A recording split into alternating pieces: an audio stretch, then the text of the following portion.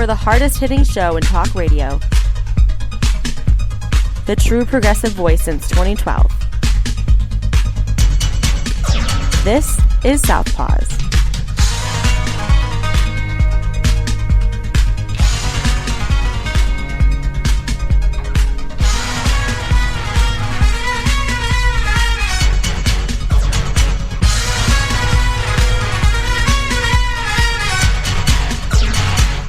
Welcome to Southpaws on the Pacifica Radio Network. We are the leaders of the revolution. I'm Darren Gibson, your host today. We have a lot of stories to get to, a lot of Trump news. An FBI update on the attempted assassination of Donald Trump. We got more information on that. Trump has stuck his foot in his mouth again, not through saying anything, but what he did. Taking pictures at Arlington National Cemetery, which is against the law for what he was using them for. So we'll talk about that. We're going to start out our show talking about Barry County, Michigan, and the sheriff down there. The sheriff might be in a lot of trouble this time around, and it might cost him his job finally. So we'll get to that in just a moment here. Before we get into today's topics, a couple of reminders. You can follow us on social media by going to facebook.com/Southpaws Radio Show. You can follow us on X at Southpaws Radio. You can follow us on Tumblr at southpawsradioshow.tumblr.com. You can follow us on YouTube and Mastodon by doing a search for Southpaws Radio. You can become a patron of the show by going to patreon.com/Southpaws Radio. You can listen to the show anytime at Apple Podcasts, Spreaker, Podcast Addict, Podvine, and Pandora by doing a search for Southpaws. Once you found our logo, you found us. We send links to our weekly episodes to our Facebook, X, Tumblr, YouTube, and Mastodon accounts. You can listen to us on Global Community Radio Channel 1 every Saturday night at 11 Eastern. And you can listen to us on great Pacifica stations, including KCEI in Taos, New Mexico, and KZGM in Kabul, Missouri. So be sure to listen to us on your local Pacifica affiliate. Let's go ahead right now to our first story here. This is Gus Burns, writing for MLive and the Grand Rapids Press. This is dated August 23rd out of Hastings, Michigan.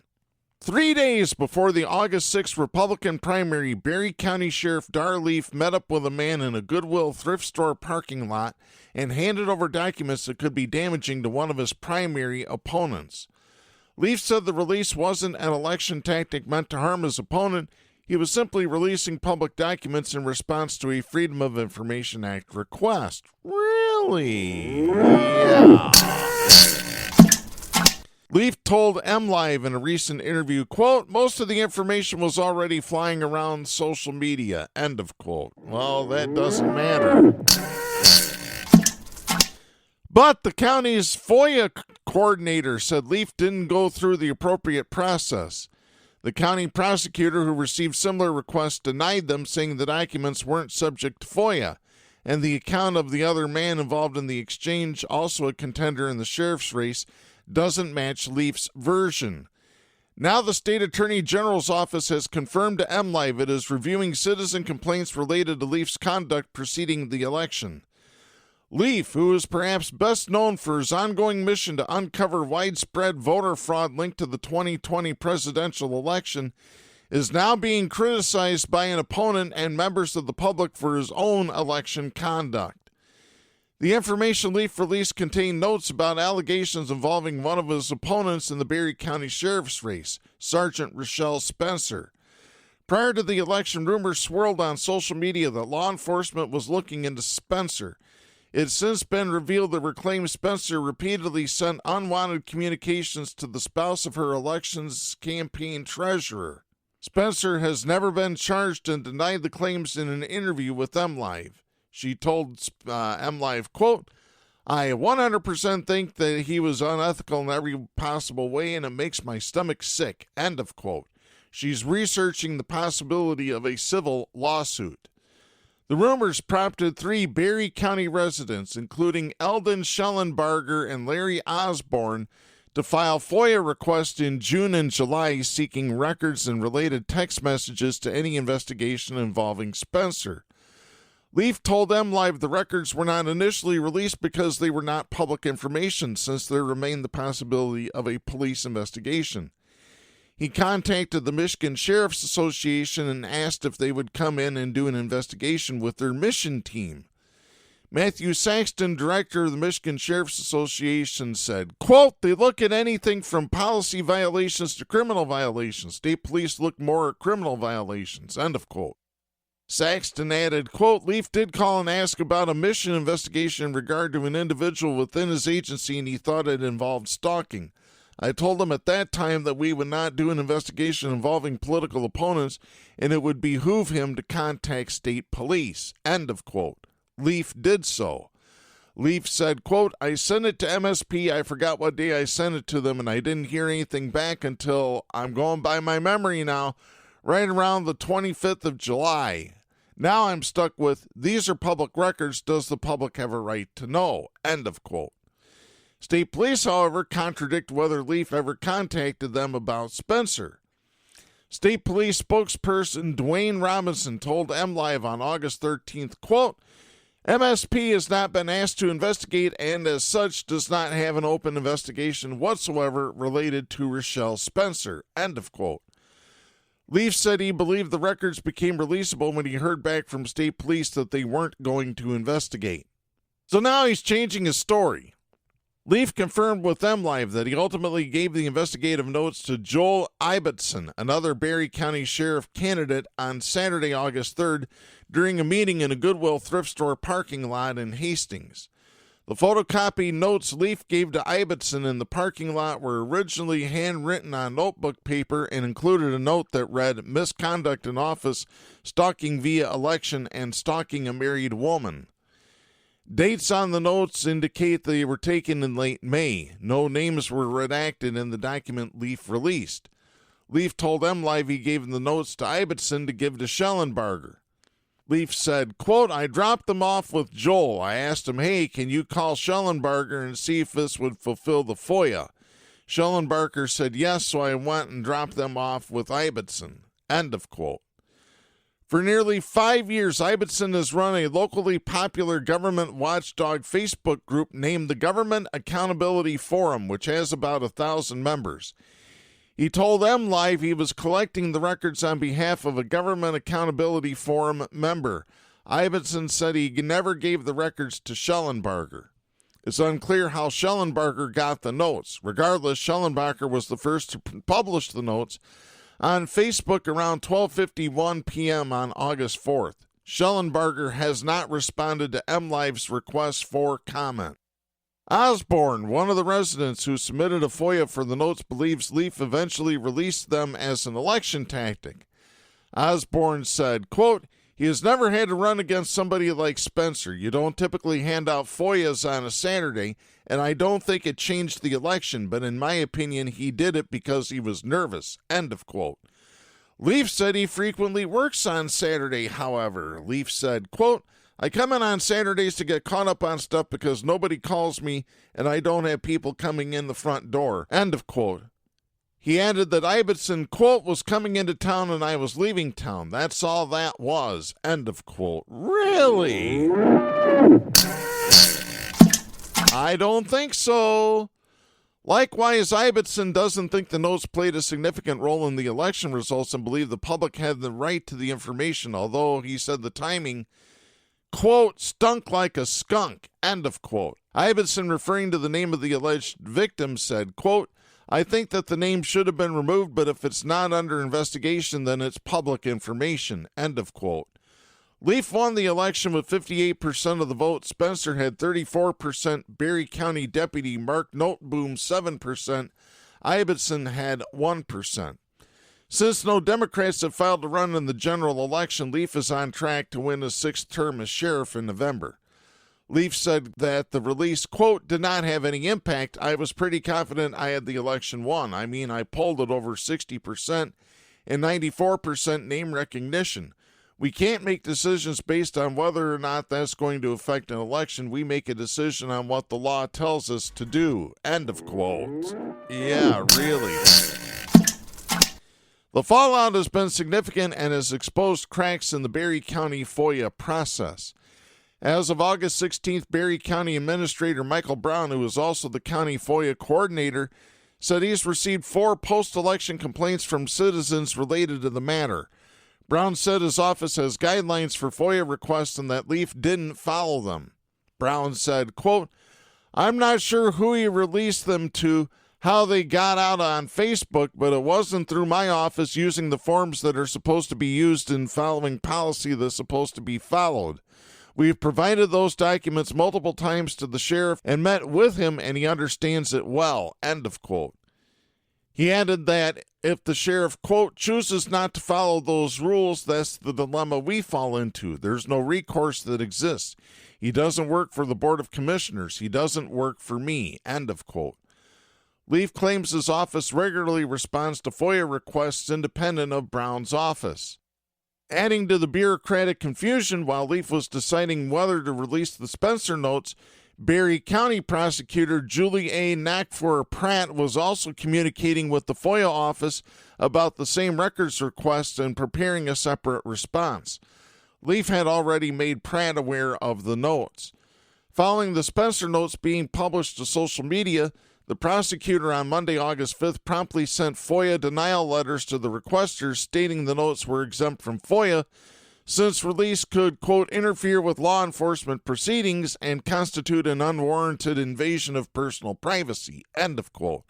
Pratt also emailed the sheriff. Pratt said, quote, I am receiving phone calls as to why one resident received information not only that I had denied, but that the other 2 people had requested the same did not receive them. So that I may properly address these calls, I want to clarify that you did give the resident the documents he requested. If so, was that pursuant to his FOIA request? End of quote. Pratt told MLive she received no responses from the sheriff. Leaf told MLive, quote, I didn't open any emails that day. I can't recall what I was doing to not check my email. End of quote. Really? Pratt said she is concerned over the inconsistent manner the FOIAs were handled. Pratt added, quote, I cannot tell you how many people have asked me what I'm going to do about it, end of quote. She plans to present a report summarizing her involvement to the Barry County Board of Commissioners at its August 27th meeting, which has already taken place as we are recording the show on Thursday, August 29th. I have no idea what happened at that meeting. Meanwhile, the Attorney General's office continues to look into the citizen complaints against Leaf. AG spokesperson Danny Wimmer said, quote, the complaints will be reviewed and a course of action will be determined based on each individual complaint, end of quote. I'm going to say this once again loud and clear so that my voice is heard all the way in Lansing. Governor Gretchen Whitmer, it is time to remove this fat, pompous, arrogant prick from office. He violates the law consistently and continually. He needs to be removed from office now. Get it done, Gretchen. Get it done. Time to get it done. All right, let's get to our next story here. This is Eric Tucker writing for the Associated Press. This is dated August 28th out of Washington. This is an update on the assassination attempt on Donald Trump. The gunman in the assassination attempt on Donald Trump searched online for events of both Trump and President Joe Biden, repeatedly looked up information about explosives, and saw the Pennsylvania campaign rally where he opened fire last month as a, quote, target of opportunity, end of quote. That is according to a senior FBI official on Wednesday. Investigators who have conducted nearly 1,000 interviews do not have a motive for why 20-year-old Thomas Matthew Crooks shot at Trump during a July 13th campaign rally, but they believe that he conducted, quote, extensive attack planning, end of quote, including looking up campaign events involving both the current president and Trump, particularly in western Pennsylvania. Kevin Rozek, the special agent in charge of the FBI's Pittsburgh field office, told reporters Wednesday in the latest in a series of briefings on the investigation that the FBI analysis of his online search history reveals a, quote, sustained detailed effort to plan an attack on some event, meaning he looked at any number of events or targets, end of quote. Once a Trump rally was announced for July 13th in Butler, Pennsylvania, quote, he became hyper-focused on that specific event and looked at it as a target of opportunity, end of quote. Crooks' internet searches in the days leading up to the rally include queries about the grounds where the rally was held. Quote, where will Trump speak from at Butler Farm Show, end of quote. Quote, Butler Farm Show podium and Butler Farm Show photos, end of quote. The FBI says that in the 30 days before the attack, Crooks did more than 60 internet searches related to Biden and Trump, including seeking the dates of both the Democratic and Republican national conventions. FBI Director Christopher Wray has previously revealed that 1 week before the shooting, Crooks did a Google search of how far away was Oswald from Kennedy. That's an apparent reference to Lee Harvey Oswald, the shooter who killed President John F. Kennedy on November 22, 1963. The new details add to an emerging portrait of Crooks as a highly intelligent and reclusive man who investigators say in the years before the shooting had taken an eerie interest in explosives and major events involving prominent public figures, but whose internet searches across major political parties have frustrated efforts to assign a simple motive or to establish why Trump himself would have been targeted. Rojek said, quote, we have a clear idea of mindset, but we are not ready to make any conclusive statements regarding motive at this time, end of quote. The FBI has also not found that anyone else had advanced knowledge of the shooting or that Crooks had conspired with anyone else. The FBI found explosive devices in his car and home, and investigators say his internet searches revealed that since at least 2019 he had looked up information about bomb-making materials.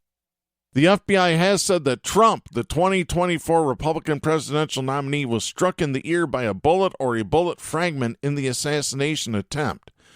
Crook fired 8 shots from an AR-style rifle. 1 rally-goer was killed, 2 others were injured before the gunman, who was positioned on the roof of a building less than 150 yards away, was killed by a Secret Service counter-sniper. So there's the latest on Thomas Crooks. Right now, let's get to our next story here. Donald Trump has done it again. This man shows no depths as to how many laws he will flaunt. This is Tara Kopp and Adriana Gomez-Lyson writing for the Associated Press. This is dated August 28th out of Washington. Donald Trump's campaign was warned about not taking photographs before an altercation at Arlington National Cemetery during a wreath-laying ceremony earlier this week to honor service members killed in the Afghanistan war withdrawal, a defense official told the Associated Press on Wednesday. The official spoke on condition of anonymity to discuss a sensitive matter concerning Monday's events. It came a day after National Public Radio reported, citing a source with knowledge of the incident, that 2 Trump campaign staff members verbally abused and pushed aside a cemetery official who tried to stop them from filming and photographing in Section 60, the burial site for military personnel killed while fighting in Afghanistan and Iraq. The defense official told the Associated Press that the Trump campaign was warned about not taking photographs in Section 60 before their arrival and the altercation. Trump was at Arlington on Monday at the invitation of some of the families of the 13 service members who were killed in the Kabul airport bombing exactly 3 years prior. Arlington National Cemetery said in a statement that an incident had occurred and a report had been filed, but it did not address details of what had happened. Cemetery officials also declined to share the report. The cemetery official statement said, quote, federal law prohibits political campaign or election-related activities within Army, national, military cemeteries to include photographers, content creators, or any other persons attending for purposes or in direct support of a partisan political candidate's campaign. Arlington National Cemetery reinforced and widely shared this law and its prohibitions with all participants. We can confirm there was an incident and a report was filed. End of quote. Trump spokesperson Stephen Chung said the Republican presidential candidate's team was granted access to have a photographer. He contested the allegation that a campaign staffer pushed a cemetery official. He said, quote, "The fact is that a private photographer was permitted on the premises and for whatever reason an unnamed individual clearly suffering from a mental health episode decided to physically block members of President Trump's team during a very solemn ceremony." End of quote. Bullshit. You got in there and you decided to flaunt the law, you orange son of a bitch. Chris LaCivita, a top Trump campaign advisor, noted that Trump was there at the invitation of the families of the service members who were killed in the airport bombing. The Trump campaign posted a message signed by relatives of two of the service members killed in the bombing that said, quote, "Trump and his team conducted themselves with nothing but the utmost respect and dignity for all of our service members, especially our beloved children." End of quote. In a written statement misspelling the word hallowed, he said, quote, "For a despicable individual to physically prevent President Trump's team from accompanying him to this solemn event is a disgrace and does not deserve to represent the hallowed grounds of Arlington National Cemetery. Whoever this individual is spreading these lies are dishonoring the men and women of our armed forces." End of quote. Really? No, you're dishonoring them by photographing and videotaping their graves. Once again, you orange son of a bitch. Michael Tyler, spokesperson for Trump's Democratic opponent, Vice President Kamala Harris, called the reports, quote, "pretty sad when it's all said and done." End of quote. Tyler said on CNN, quote, "This is what we've come to expect from Donald Trump and his team. Donald Trump is a person who wants to make everything all about Donald Trump. He's also somebody who has a history of demeaning and degrading military service members, those who have given the ultimate sacrifice." End of quote. Yeah, let me just remind everybody, Trump called veterans who were injured in war losers and suckers. Losers and suckers. So if you're a veteran and you vote for Trump, which are you? Are you a loser or are you a sucker? You better think about that. You better really clearly think about that when you go to the polls there. Democratic U.S. Representative Jerry Connolly of Virginia has called on cemetery officials to come forward publicly and release more information about what had happened Monday. He said, quote, "It's sad but all too expected that Donald Trump would desecrate this hallowed ground and put campaign politics ahead of honoring our heroes. His behavior and that of his campaign is abhorrent and shameful." End of quote. Yeah, you got that right. Trump's running mate, J.D. Vance, speaking at a campaign event in Erie, Pennsylvania on Wednesday, was asked about the incident and said that, quote, "Apparently somebody at Arlington Cemetery, some staff member, had a little disagreement with somebody, and the media has turned this into a national news story." End of quote. He instead tried to focus on the U.S. withdrawal from Afghanistan, calling Harris disgraceful for not firing anyone for the deaths of service members in the terror attack. The Islamic State group claimed responsibility for the attack. No, you blame Trump for this. Why? It's really that simple. Trump was the one that negotiated the pullout with the Taliban.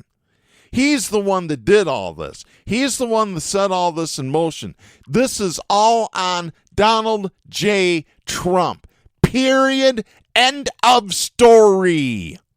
A Pentagon investigation into the deadly attack concluded that the suicide bomber acted alone and that the deaths of more than 170 Afghans and 13 U.S. service members were not preventable. But critics have slammed the Biden administration for the catastrophic evacuation, saying it should have started earlier than it did. No, that's once again, Donald Trump set the deadline. Period. End of story. He's the one that negotiated it. Vance said, quote, "Kamala Harris is so asleep at the wheel that she won't even do an investigation into what happened, and she wants to yell at Donald Trump because he showed up." End of quote. Bullshit. The Arlington National Cemetery is the resting place for more than 400,000 service members, veterans, and their families. And that's wars going all the way back to the Revolutionary War. So there you go, folks. Right now, let's get to our next story. More bad news for Donald Trump. This is Alana Durkin Richer and Eric Tucker Writing for the Associated Press, this is dated August 28th out of Washington. Special Counsel Jack Smith is pressing forward with his 2020 election interference case against Donald Trump with a new indictment that aims to salvage the prosecution after the Supreme Court slammed the door on the possibility of a trial before the November election. The new indictment filed Tuesday in Washington includes the same criminal charges but narrows the allegations in an attempt to comply with the Supreme Court's ruling that former presidents have broad immunity from prosecution, which that's also bullshit too. Here's what to know about the case and what happens next. Why file a new indictment? In its ruling last month, the Supreme Court's conservative majority said former presidents are absolutely immune from prosecution for official acts that fall within their, quote, exclusive sphere of constitutional authority, end of quote. Furthermore, former presidents are at least presumptively immune for other official actions, the Supreme Court said, but prosecutors can try to make the case that those allegations remain part of the indictment. But former presidents do not enjoy immunity for unofficial or private actions, the justices said. As a result, the Supreme Court said Trump is immune from prosecution for conduct involving his interactions with the Justice Department, effectively stripping those allegations from the indictment. The justices sent the case back to U.S. District Judge Tanya Chutkan to analyze what other allegations could potentially proceed to trial. In rewriting the indictment now, Smith's team aims to make that job easier for Chutkan by removing references to allegations it believes could be considered official acts for which Trump could be entitled to immunity. What's different? The new indictment does away with any reference to Trump's interactions with Justice Department officials, with whom prosecutors allege he tried to enlist in his failed effort to undo his election loss. Prosecutors allege Trump tried to use the Justice Department to conduct sham election fraud investigations and send a letter to states falsely claiming that significant fraud had been detected. The new indictment also deletes details about Trump's communications with certain other federal government officials, like the Director of National Intelligence and senior White House attorneys, who prosecutors say told Trump that his election fraud claims were false. It also adds language designed to back up prosecutors' contentions that the actions that form the basis of his case were taken by Trump in his personal capacity as a candidate rather than his professional capacity as president. For example, the new indictment says Trump had no official responsibilities related to Congress's certification of the 2020 election. Quote, but he did have a personal interest as a candidate in being named the winner of the election, end of quote.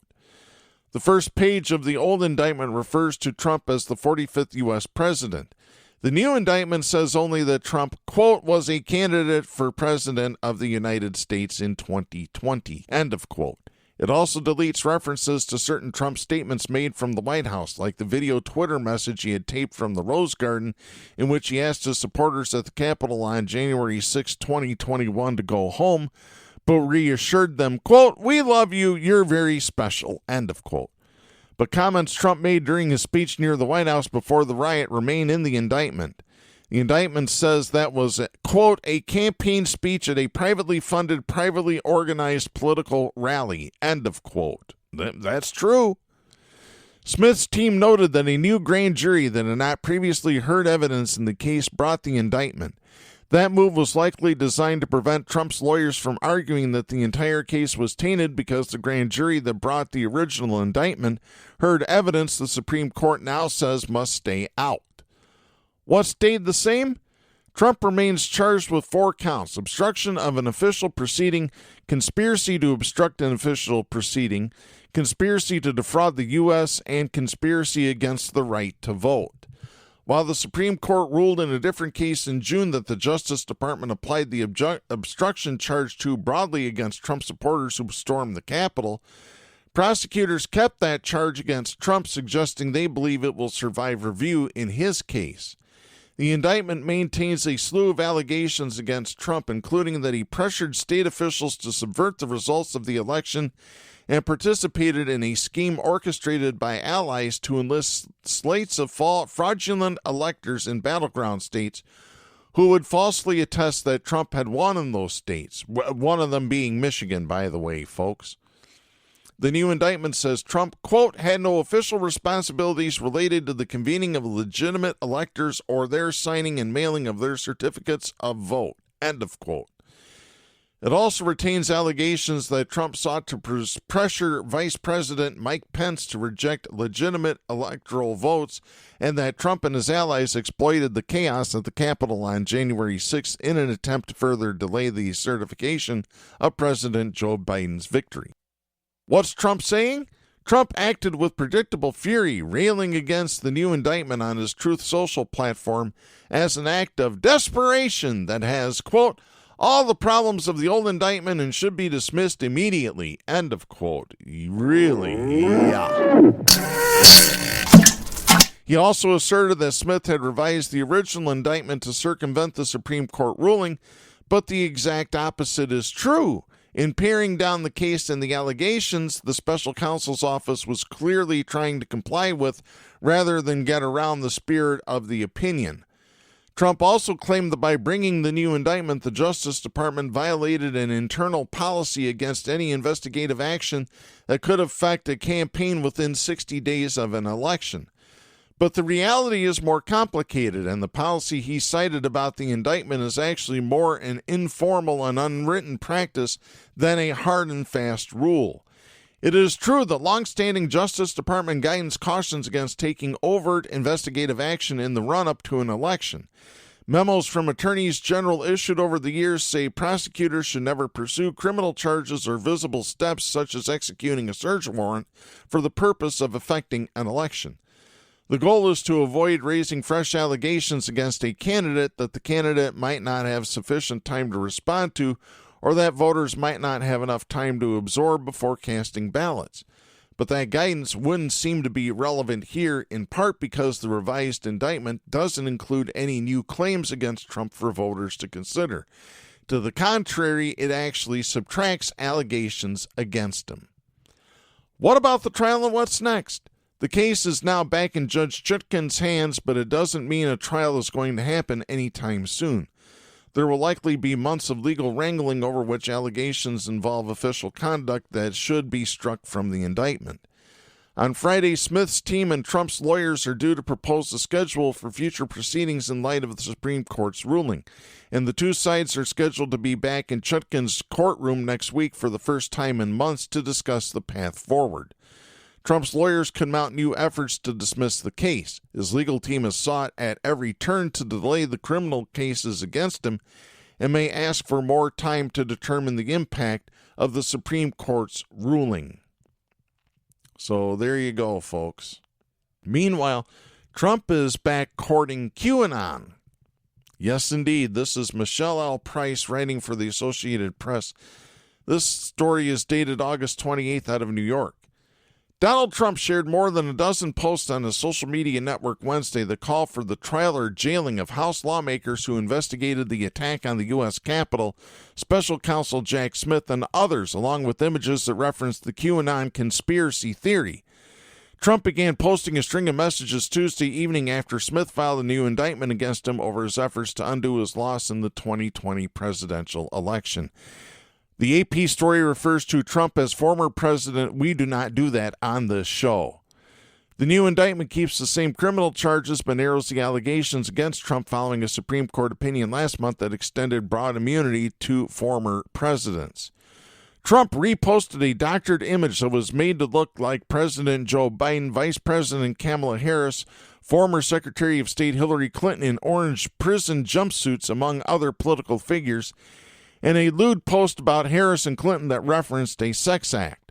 One post seemed to suggest former President Barack Obama should be tried in a military court. Trump has long talked about seeking retribution against perceived enemies if he wins a second term. He has publicly bristled in recent weeks at the advice of his campaign advisors to focus his message on policy around the economy and the border rather than indulge in personal attacks that were seen as distracting from the case he's trying to make to voters. His campaign did not respond to a message-seeking comment Wednesday about the flurry of posts on Truth Social, Trump's social media network, where he communicates primarily to his most devoted base of supporters. Tuesday night and Wednesday morning, Trump posted messages in his own words reacting to the indictment and renewing his complaints about the gag order he's under in his New York hush money criminal case. Trump then began sharing more than a dozen posts from other users on the network that included the calls for Smith to be prosecuted, the lawmakers on the House committee investigating the Capitol attack to be jailed, and more. One image showed Smith with devil horns and red eyes. He's getting desperate, folks. Donald Trump is getting desperate. He's grasping at straws at this point. Unbelievable. A spokesman for Smith declined to comment Wednesday. James Singer, a spokesperson for the Harris campaign, said the posts show what Trump is offering the country. Quote, prosecuting political opponents using dangerous conspiracy theories to justify harmful policies and dividing Americans against each other. End of quote. One post featured an image of Trump and former President Barack Obama with the words, quote, all roads lead to Obama. Read truth if you want public military tribunals. End of quote. Really? Wow. Some of the other posts Trump shared included phrases circulated among followers of QAnon, the pro-Trump conspiracy theory, including nothing can stop what is coming, hold the line, and WWG1WGA, which is an initialism for where we go one, we go all. Yeah, by the way, any business that has placemats that have WWG1WGA printed on them, if I ever see them in your restaurant, I am getting up and I am walking out and I'm going to be as loud as I can telling you what a bunch of traitors you are. And this happens. This has happened. Where we go one, we go all. Yeah. Where we go one, come in my path and watch what happens. Trump in recent years has openly embraced followers of QAnon after years of winking at the theory centered on the baseless belief that Trump is waging a secret campaign against enemies in the deep state and a child sex trafficking ring run by satanic pedophiles and cannibals. Trump's indulgence of the conspiracy theory is among the ways that he has embraced the far-right fringe of his political movement. Trump has also championed those jailed for their role in the violent January 6, 2021 traitorous attack on the U.S. Capitol. I added the word traitorous because that's what those people are. They are and always will be traitors. Trump is listed as an invited guest speaker at the January 6th Awards Gala fundraiser on September 5th at his golf club in Bedminster, New Jersey, for defendants charged in the insurrection. The event is advertised online as intending to, quote, honor and celebrate the 20 defendants who contributed to the powerful Justice for All song, end of quote. Really unbelievable. No, those are 20 defendants that should be getting the death penalty for being an insurrectionist and a traitor to this country. There's only one punishment for being a traitor, and that's right across the throat, baby. Trump has played the song, a version of the Star-Spangled Banner sung by a group of defendants jailed over their alleged roles in the 2021 violence and recorded over a jail phone line, overlaid with Trump reciting the Pledge of Allegiance at some of his campaign rallies in recent years. Jesus Christ, what the hell is that crap? Wow.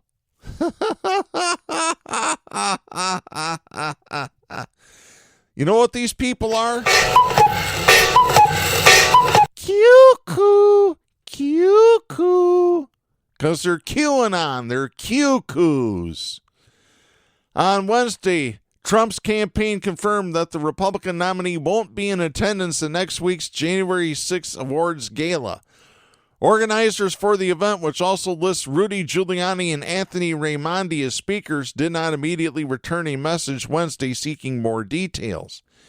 Trump vowed to pardon many of those convicted. He has in the past spoken at or recorded messages for groups fundraising to support the defendants, including one at his Bedminster club last year, and in March 2023 hosted a dinner for family members of the defendants.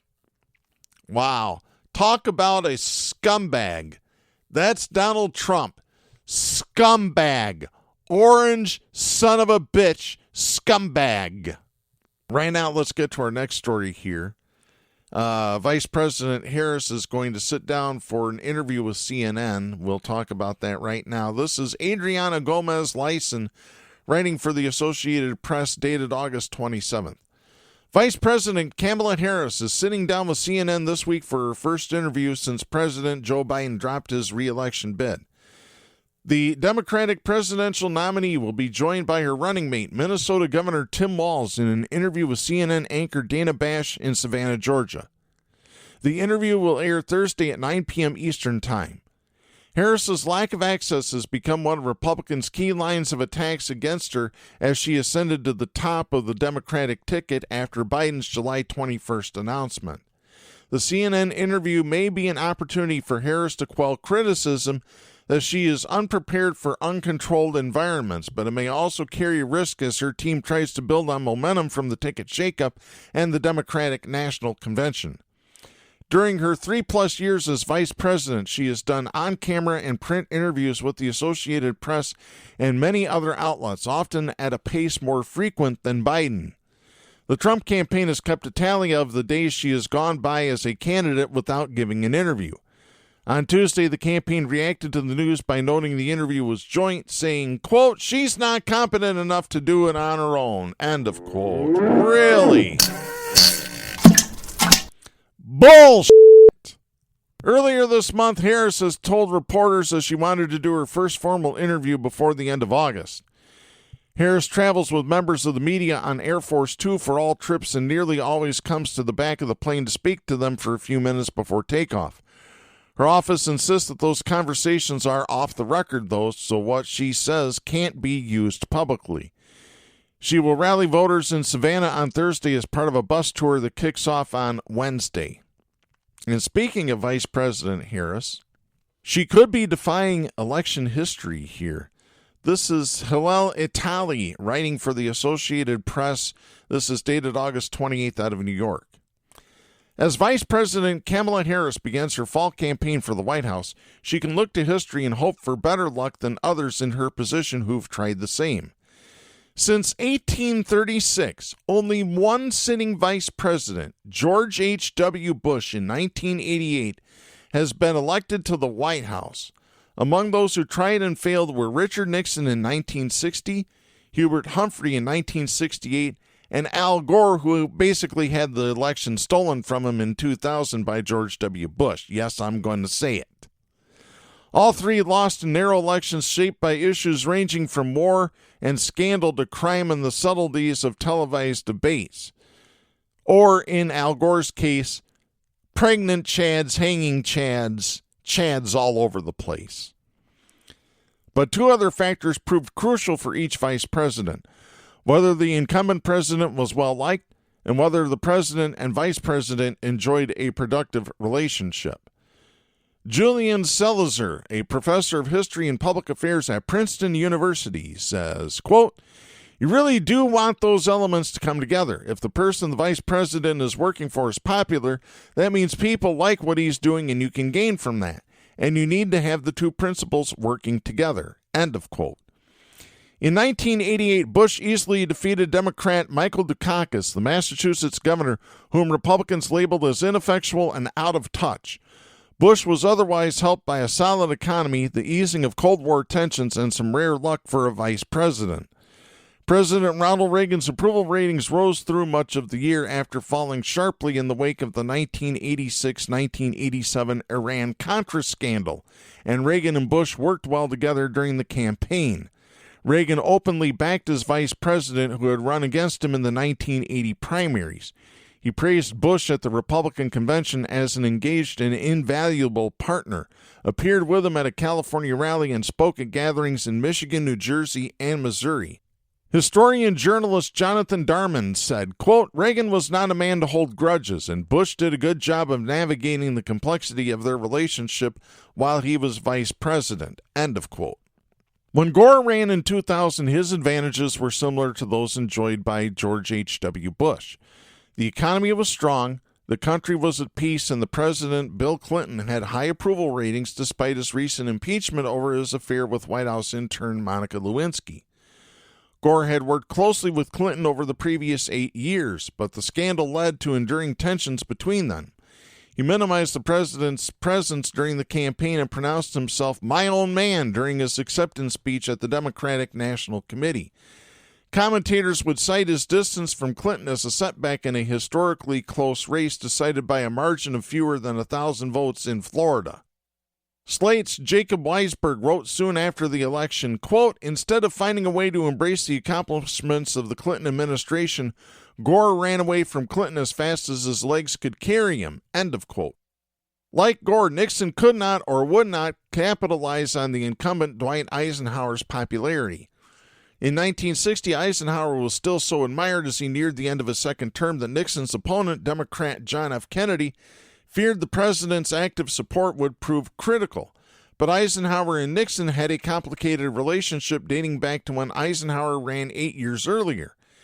He had chosen Nixon as his running mate but nearly dropped him because of the so-called checker scandal, in which Nixon was accused of misusing funds donated by political backers. Nixon was more than 20 years younger than Eisenhower, the victorious World War II commander who often looked upon his vice president as a junior officer, according to Nixon biographer John A. Farrell. At the end of a summer press conference in 1960, Eisenhower was asked if he could cite Nixon's influence on any important decision. He answered, quote, "If you give me a week, I might think of one," end of quote. Oh, jeez. Meanwhile, Nixon was reluctant to have Eisenhower campaign out of a desire to forge his own path and allegedly out of concern for the 70-year-old president. Farrell, whose prize-winning Richard Nixon was published in 2017, said, quote, "Nixon very much wanted to be his own man. He always said he was worried about Eisenhower's health, but there are also anecdotes that Eisenhower was chafing at the bit. Both could be true," end of quote. Nixon's luck changed when he ran 8 years later against Lyndon B. Johnson's vice president. No vice president was more entrapped by his predecessor than Hubert Humphrey, whose candidacy was only possible because Johnson decided not to seek re-election. Humphrey faced challenges within the party from the anti-war candidates Eugene McCarthy and Robert F. Kennedy, who was assassinated in June 1968 after winning the California primary, and was tied to Johnson's divisive, hawkish stance. Humphrey privately advocated a less hardline approach to the war, but Johnson intimidated him into silence and he trailed Nixon badly in many polls. Only in the fall did Humphrey diverge and call for a bombing halt with North Vietnam. The vice president rallied but ended up losing the popular vote by less than a percentage point while falling short more decisively in the Electoral College. Boston Globe columnist Michael Cohen, author of a book on the 1968 election, American Carnage, said, quote, "Johnson did catastrophic damage to Humphrey, in my opinion," end of quote. Like Johnson, President Joe Biden declared he wouldn't seek a new term less than a year before Election Day, though he waited much longer in the cycle than Johnson did. Unlike Humphrey, Harris quickly consolidated Democratic support and accepted her party's nomination at an uplifting convention that concluded without significant damage from protests, unlike the violence-marred 1968 event in the same city, Chicago. In an AP NORC survey conducted in July after Biden dropped out of the race, about 4 in 10 Americans approved of his performance as president, roughly where his approval numbers have stood since the summer of 2021 and comparable to those of Donald Trump. Eisenhower, Reagan, and Clinton frequently held higher approval ratings than Biden, although all served in less polarized eras.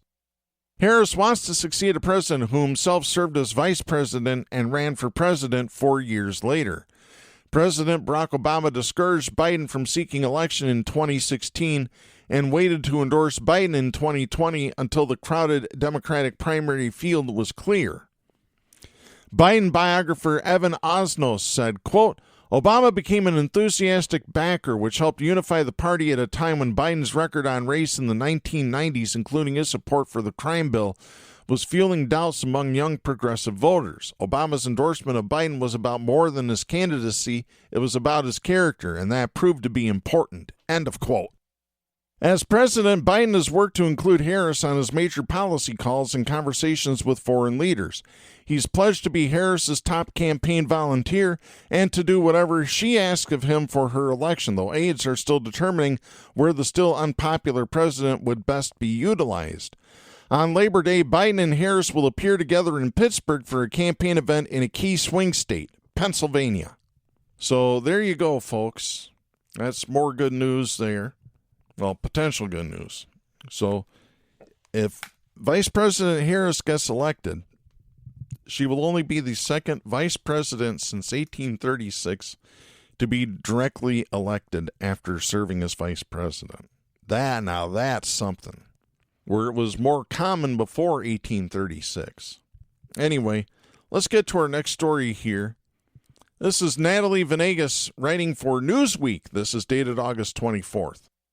Michigan Attorney General Dana Nessel issued a new warning on Saturday about what a possible second term for Donald Trump might pose, saying that what we saw in 2020 will, quote, pale in comparison to what we are likely going to see in 2024, end of quote. Amid the four-day Democratic National Convention in Chicago, Vice President Kamala Harris officially accepted the Democratic presidential nomination on Thursday and will face off against Trump, the Republican presidential nominee, in November. Nessel, a Democrat and the state's first openly gay attorney general, took the stage on night 3 of the DNC as she gave a speech warning against a second Trump term and wished the conservative majority U.S. Supreme Court good luck, prying, quote, this wedding ring from my cold, dead, gay hand, end of quote. In a Saturday interview appearance on MSNBC's The Katie Fang Show, Nessel added to her Wednesday DNC remarks as Fang pointed out her speech, quote, addressed the very real dangers, end of quote, a second Trump presidency in the current Supreme Court pose. Nessel said, quote, there's no question about it. We have a very different court now than we had when marriage equality became the law of the land in 2015. We've lost 3 judges who ruled in the majority on that case, and I think we can't possibly overstate the importance of having Kamala Harris be the one who gets to nominate Supreme Court justices who actually care about protecting people's freedoms, protecting their fundamental rights, and who understands and supports due process and equal protection under the law, end of quote. Newsweek has reached out to Nessel's office and Trump's campaign via email for comment. Fang then asked, quote, how worried are you about Donald Trump and his allies trying to repeat what they attempted to do 4 years ago, end of quote, noting how Michigan is in the process of prosecuting fake electors who tried to subvert the state's 2020 election results. It comes after thousands of Trump supporters stormed the U.S. Capitol building on January 6, 2021, in an attempt to stop Congress from certifying Joe Biden's 2020 election victory. The traitorous riot, yes, I added the word traitorous because that's what it was, erupted following claims from Trump that the election had been stolen from him via widespread voter fraud. Despite there being no evidence to back up his claims, Trump's allies have continued to spread the same claims. Nessel said, quote, I think it is probably his number one strategy. I think that what we saw in 2020 is going to pale in comparison to what we are likely going to see in 2024. And again, it is not my job to decide winners or losers. It's my job to defend the will of the people, whatever that might be. But I can tell you this, if the will of the people here in Michigan is that they support Kamala Harris as our next president of the United States, it is going to be tough, end of quote. She added this, quote, I don't think anybody should underestimate how hard we are going to have to fight to defend people's votes against an effort by the Trump campaign to subvert democracy here in Michigan, and likely in states all across the nation, end of quote. Nessel announced felony charges against 16 Republicans for their role in the alleged false elector scheme in July 2023, accusing them of submitting false certificates that portrayed them as legitimate electors in the 2020 election, which saw Biden winning the state by more than 154,000 votes. Nessel has said all 16 people would face 8 criminal charges, including forgery, conspiracy to commit election law forgery, and uttering and publishing. The top charges carry a maximum penalty of 14 years in prison. More than a year later, the case still continues as preliminary examinations concluded earlier this month for 6 of the individuals charged, with examinations for 6 others charged in the case that concluded in April.